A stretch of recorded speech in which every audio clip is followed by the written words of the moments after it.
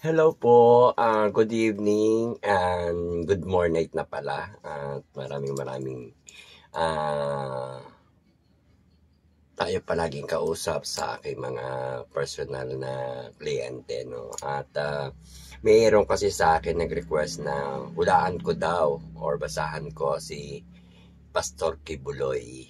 Yan. So, titingnan natin yung tatlong enerhiya ni Pastor Kibuloy, no?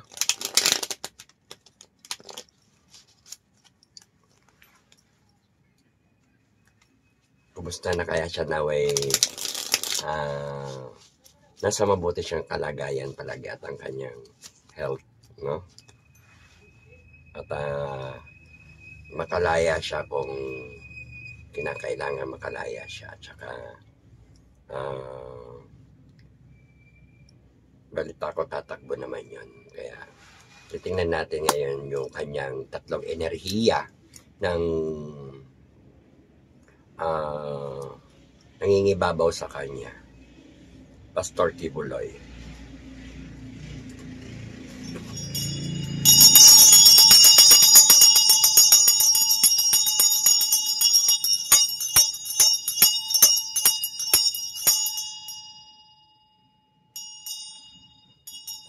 Yan.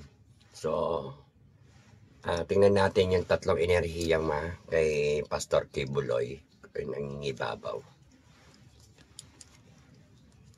So, sigit oras lang to para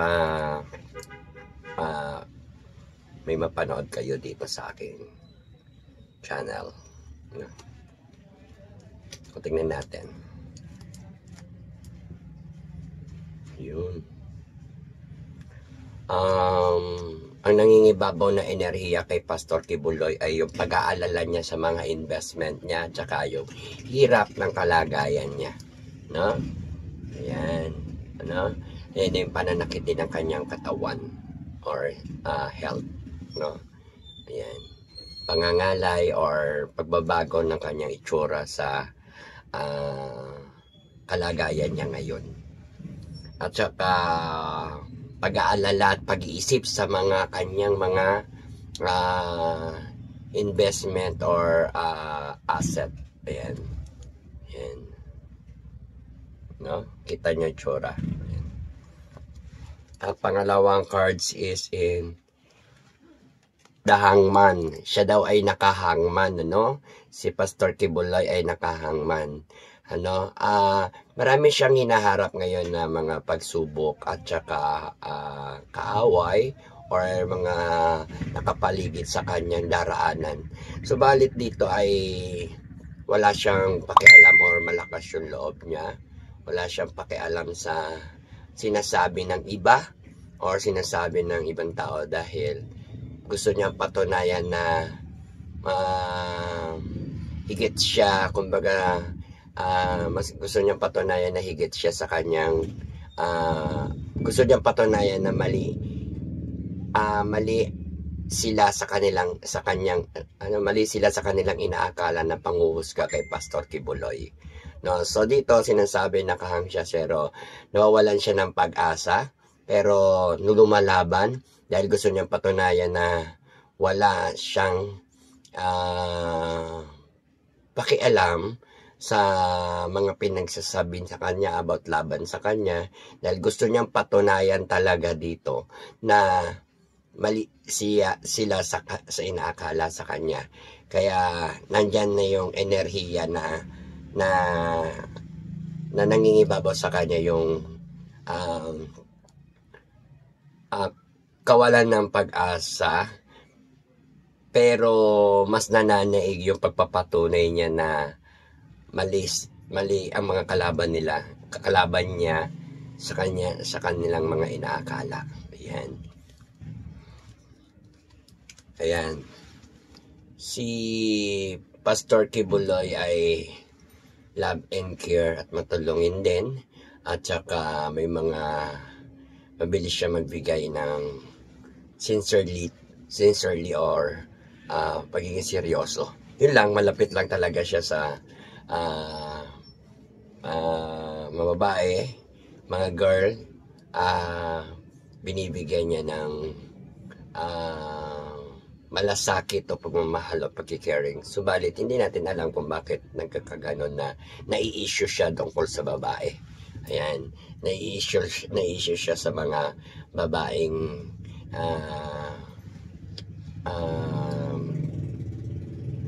binibigyan niya ng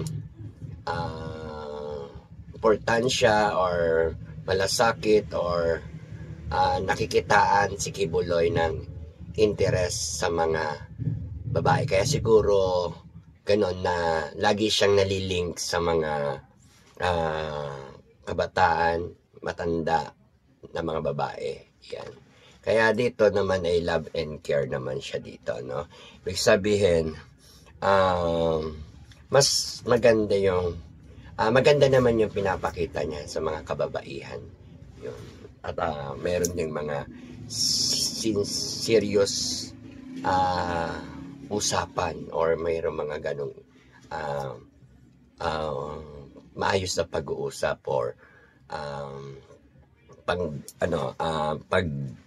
tawag dito yung malapit yung loob ng babae. May sabihin yung hulihin ang kanilang mga loob. Yun, madaling malapit sa kanya yon, ganong mga klase ng mga babae. Kaya siguro naliling siya at maaari talaga siyang maling sa mga babae na binibigyan niya ng mga love and care, no? So, yun yung issue yung tungkol sa girl, no? Mga girl ang issue at saka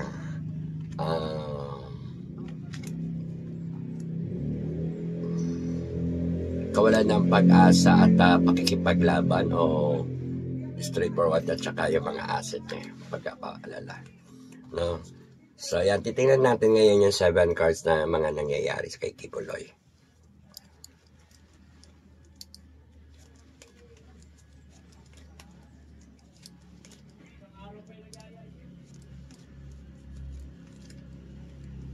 Yan, kay Pastor Kibuloy tong card. Yan. Malapit naman ang blessing kay Kibuloy, ngunit siya ay nakatatanggap ngayon ng maliit na halaga o tinatawag natin na counting financial dahil hirap siya sa financial ng mga dumadating sa kanya. So, yun. Nag-aantay lang siya ng mga bigay sa ngayon sa kanya. Okay. Very millionaire pala talaga si Pastor Kibuloy, no? Hindi nasabi rito na napakayaman talaga, million sign. Siya talaga ang pinanganak na mayroong mga million sign, billion sign, or trillion sign, whatever the bless of win. Ayan, panalo siya sa larangan ng mga lakas dito sa kamunduhan. Ayan. Matatapos na ang laban ni Kibuloy. Siya ay magpapasya o uuwi sa dapat niyang uwian or puntahan. Kasi tapos na yung laban. Matatapos na yung laban niya or tapos na yung laban niya. Magkakaroon na ng resort o pagpapasya kung saan siya pupunta. Ayan. May issue kay Kibuloy tungkol sa buntis o sa isang babae na may dinadalang bata sa tiyan.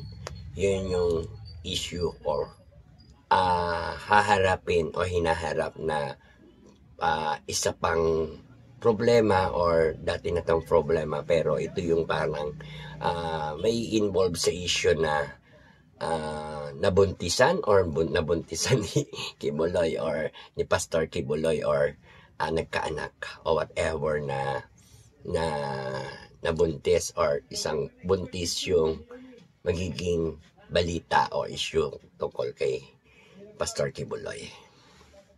Ayan. Ayan. Siya ay nalulumbay at saka patuloy na nag-iisip, nagmalakas. Ngunit mayroong mga sumusuporta sa kanya. Suporta sa mga bagay ng lakas o financial para ipagpatuloy niya ang kanyang kalayaan at magiging masayang tao. Ayan. Okay. Siya ay muling tatakbo sa karera na parang muling isisilang siya na para bang magsisimula muli sa takbo ng karera dahil dito suswertihin siya sa isang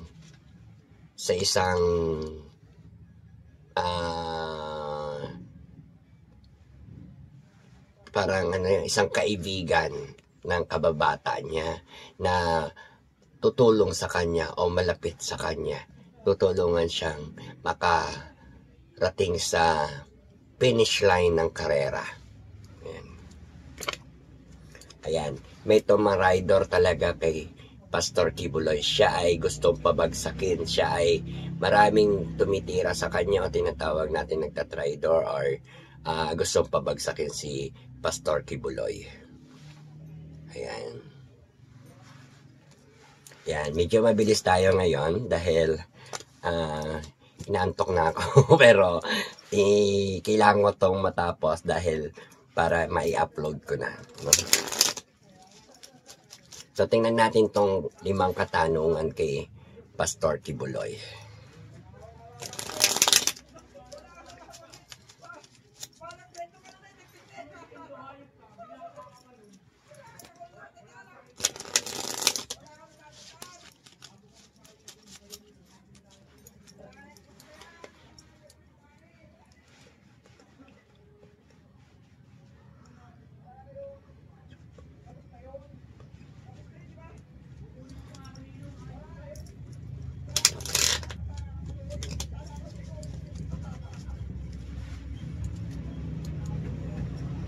Yan.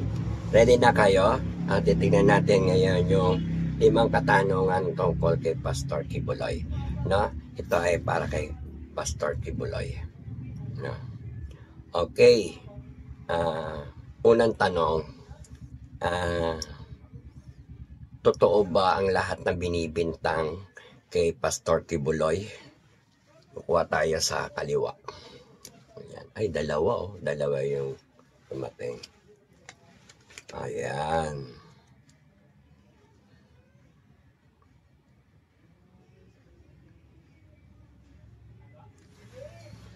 Ito yung una sinasabi dito, totoo ba lahat yung mga binibintang kay Pastor? Parang I think dahil sa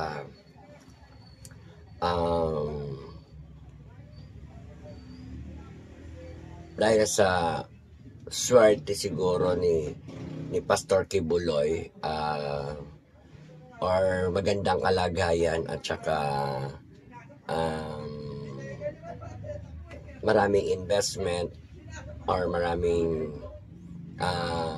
yaman at ang binibintang sa kanya is dito kasi yung dalawa kasi to. Okay, isa dito yung binibintang sa kanya yung inokus-pokus siya o minagic si Pastor Kibuloy. Ginamitan siya ng propaganda.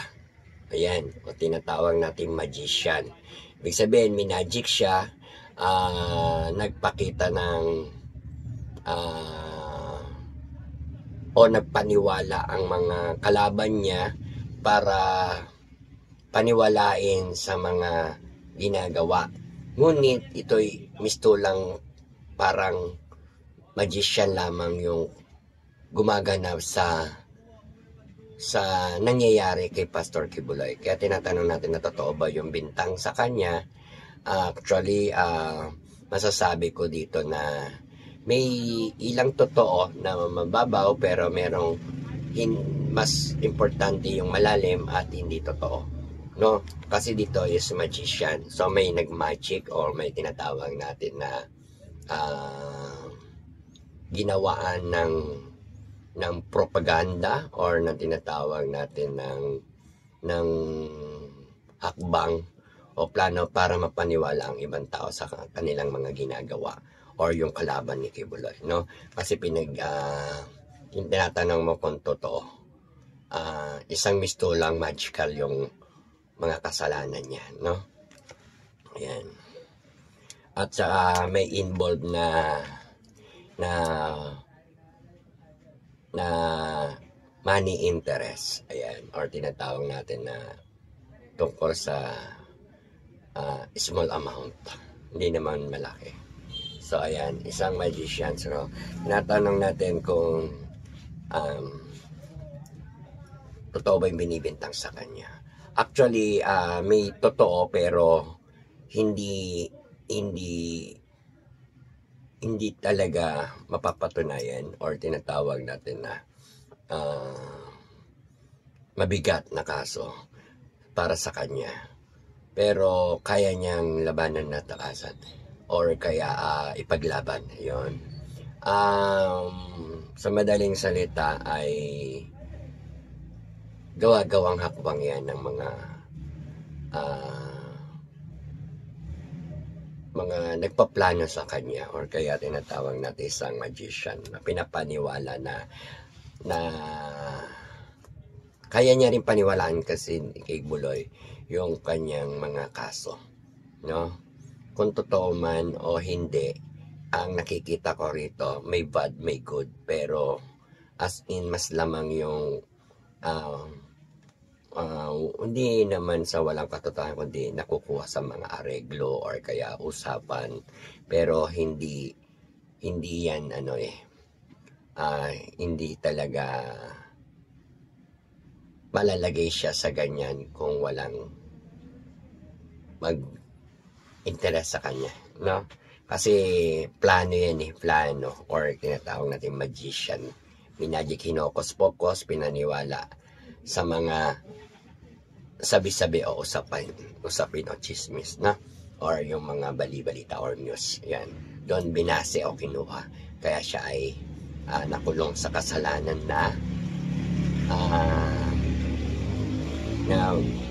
hindi niya ginawa pero pwedeng mangyari, no? Okay. Next question is, makakalaya ba si Pastor Kibuloy? Ito. Tingnan natin. Saan tayo bunot? Dito na lang. Kalimutan kanan.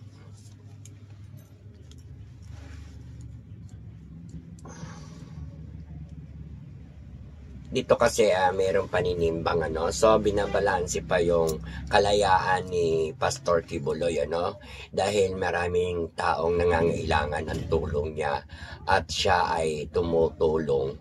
Kaya I think makakalaya si Pastor Kibuloy para makatulong sa mga tao at saka humihingi ng tulong sa kanya yung mga tao. Maraming humihingi ng tulong kay Pastor Kibuloy at marami na rin siyang napatunayan at marami na rin siyang natulungan. Kaya makakalaya siya. Hawak niya yung pagbabalanse o timbangan ng kaniyang kalagayan or ang kanyang hinaharap ngayon na kaso. Kaya I think na makakalaya si Pastor Kibuloy, makakalabas siya. Malakas dahil siya na ang parang maghahawak ng yung tinatawag natin na yung balanse o timbangan.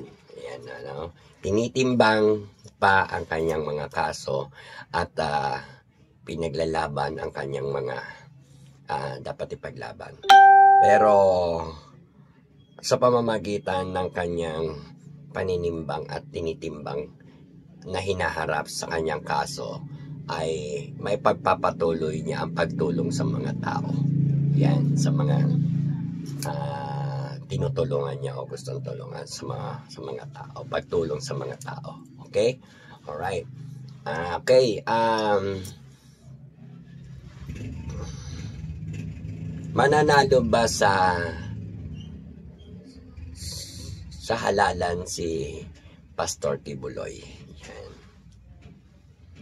Tingnan natin ngayon kung mananalo si Pastor Kibuloy sa kanyang pagtakbo. Ayan.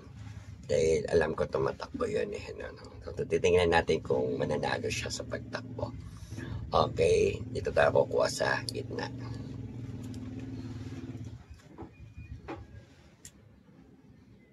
Wheel of Fortune, no?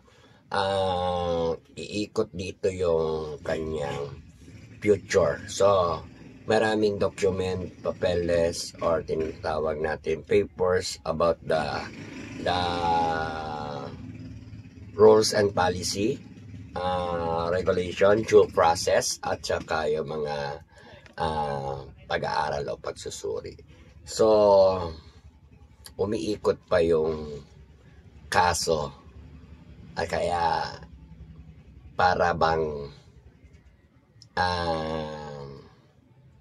may pag-asa siyang manalo sa pag halal sa kanya ng mga taong bayan. No, may pag-asa siyang manalo, no? Ngunit dalawang nakikita kong lugar na malakas siya. Merong isa na para bang kailangan pampalakasin para mas manalo siya, no? Kasi may chances siya dito. Chances na talaga manalo. Kasi ang dito kasi is 50-50. Pero kasabay kasi ng pagtakbo niya ang pag-ikot ng kaso niya or tinatawag natin na maraming mga inaasikaso or due process and ginagawa doon sa kanyang pagtakbo, no? Merong isang parang leader na magaganap bilang siya para sa kanyang pagtakbo at 50-50 yung pagiging panalo dahil maaaring manalo siya sa dalawang lugar pero yung ikatlong lugar ay 50-50 siya, no? Kaya sa lahat ng mga suporta na sumusuporta kay Kibuloy ay narito, panoorin nyo yung kanyang video na hula ko sa kanya, nakasalalay sa mga tao ang pagkapanalo talaga ni Pastor Kibuloy. Kasabay at kasama sa pag-ikot ng kanyang mundo or kanyang buhay diyan sa politics and cases, no? 50-50 pero may chance siyang manalo if mag 55 kahit konti lumamang o pumasok siya sa kanyang pagkapanalo. Pero malakas ang dating nito sa dalawang lugar, isang lugar na lang yung parang kailangan niya pang maipanalo. Ayan. 1, 2, 3. Ganon. No? Let's go. Okay. Ano pa ba yung tatanong natin? Kamusta naman ang kalusugan ni Pastor Kibuloy? Ayan, tingnan natin. Kamusta naman ang kalusugan ni Pastor Kibuloy? So, tingnan natin dito.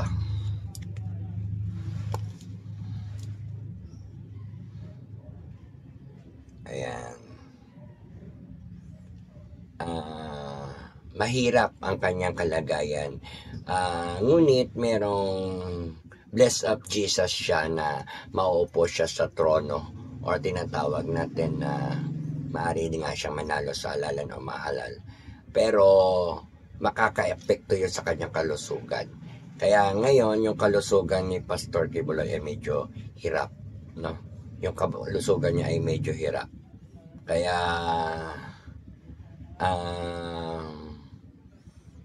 may